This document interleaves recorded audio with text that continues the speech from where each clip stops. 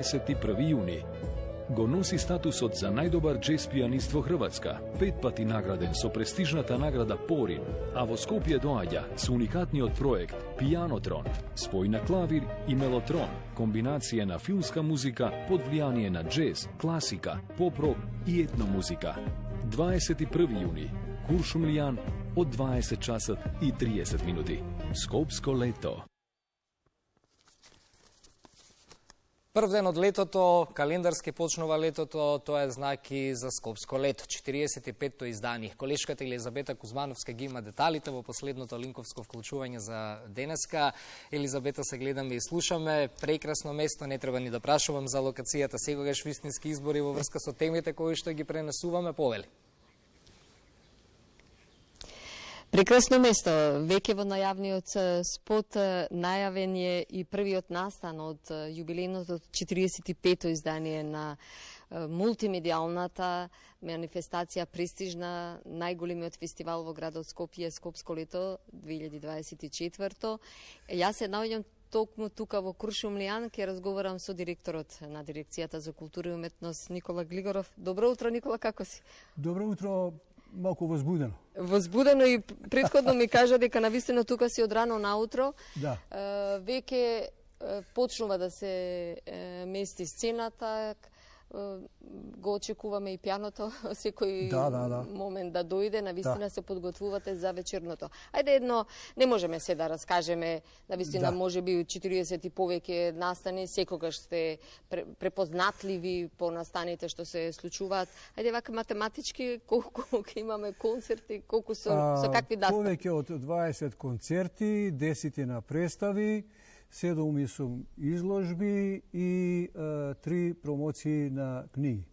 Тоа јас што го памтам, а не знам може и има и нешто друго. Да, веќе буквално на социјалните мрежи, мејловите ги добиваме за сите најави што се буквално за јубилејното 45-то издание на манифестацијата Скопско лето. Ајде да повториме, значи вечерва тука во 20 часот и 30 минути. Во 20 часот и 30 минути ни доаѓа Звездан Ружич, пианист, автор. Тој е многу познат во Хрватска, кај нас е помалку познат. Добитник е на 5-6 награди Порин, кои што кај нив се во Хрватска се врачуваат.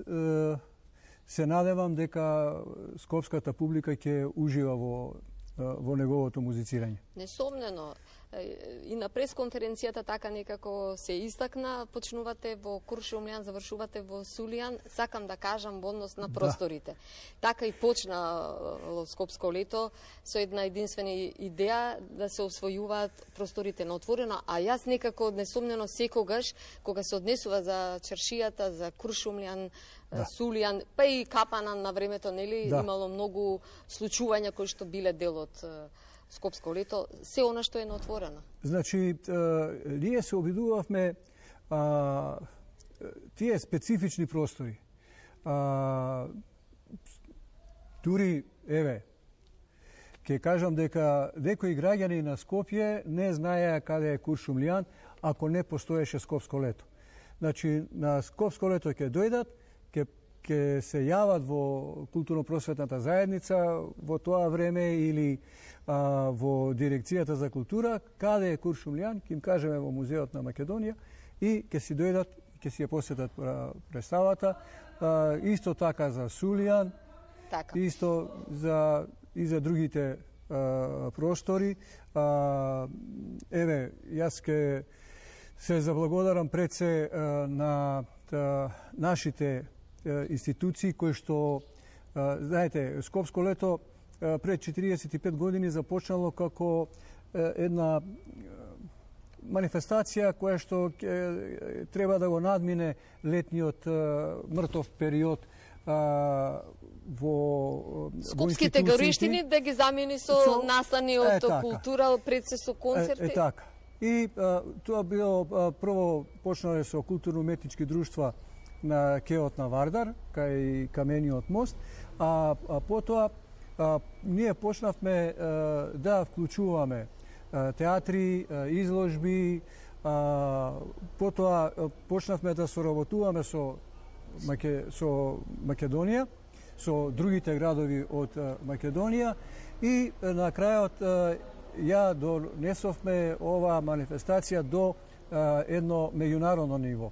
Па тука бројни светски реномирани имиња буквално настапувале на Скопско лето и се дел од оваа традиција која што навистина несомнено се трудите да ја продолжите. Нема многу да должиме, навистина нешто што можам да забележам од програмата еве тука и танец. Без танец нема Скопско лето. Јас некако нешто што можам да прочитам на 27 јуни. Фолклорот секоја година го имаме, еве, со ансамблот Танец, исто така и Орце, ансамблот Орце Николов ќе настапи пред колонадата, пред Националната опера и балет. Сакаме да се навратиме на тие наши корени. Така. Почетоци. Никола Григоров, навистина посакувам пред се мирно небо. И претходно ми кажавте нека е топло, само да нема дождови. Да нема дождови. Добро, секогаш може да се одложат, меѓутоа никогаш не се случило да не се одложат. Ние имаме и алтернативни простори.